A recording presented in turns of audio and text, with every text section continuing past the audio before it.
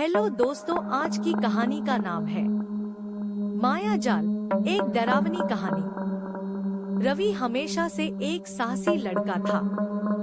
उसे पुराने किलों, खंडहरों और वीरान जगहों पर जाने का शौक था।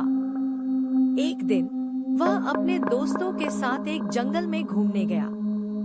उस जंगल के बीचों बीच एक पुराना खंडहर सा महल था, जिसके बारे में कई कहानियां सुनाई जाती थी। कहते थे कि उस महल में माया नाम की एक औरत की आत्मा बसती थी, जिसने कभी धोखे से अपनी जान गंवाई थी। रवि और उसके दोस्त महल के अंदर जाने की ठान लेते हैं। महल के अंदर का माहौल बेहद ठंडा और अजीब था। जगह जगह धूल जमी हुई थी और हर कदम पर ऐसा महसूस हो रहा था जैसे कोई उन पर नजर रखे हुए हो। रवि ने हिम्मत कर सबसे आगे कदम बढ़ाया और अंदर के कमरे में गया। वहाँ एक पुराना शीशा था, जिसमें धुंधली सी छवि दिख रही थी। जैसे ही रवि ने शीशे को छुआ, उसे लगा मानो किसी ने उसकी उंगलियों को पकड़ा हो। उसने जल्दी से अपना हाथ खींचा और देखा कि शीशे में एक अजीब सा चेहरा दिखाई दे रहा था।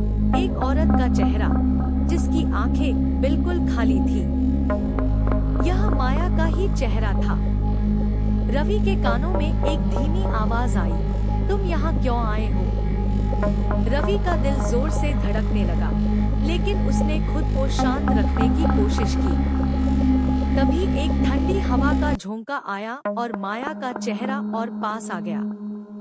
उसके दोस्त डर के मारे चीखते हुए भाग गए, पर रवि वहीं खड़ा रहा। उसे लगा कि वह अपने पैरों को हिला ही नहीं पा रहा था। माया की आत्मा ने धीरे धीरे उससे कहा, तुम भी अब मेरे जाल में फंस चुके हो।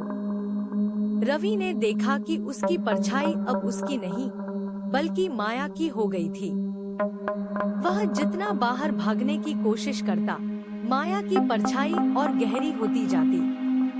आखिरकार वह बाहर तो आ गया, लेकिन उसकी आत्मा महल के अंदर ही फंसी रह गई थी।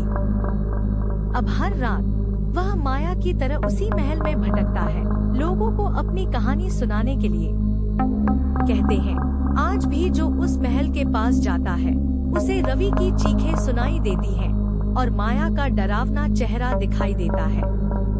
अगर आपको हमारी माया जाल की कहानी पसंद आई होगी तो हमारे चैनल को सब्सक्राइब, लाइक, शेयर, कमेंट्स जरूर करें। धन्यवाद।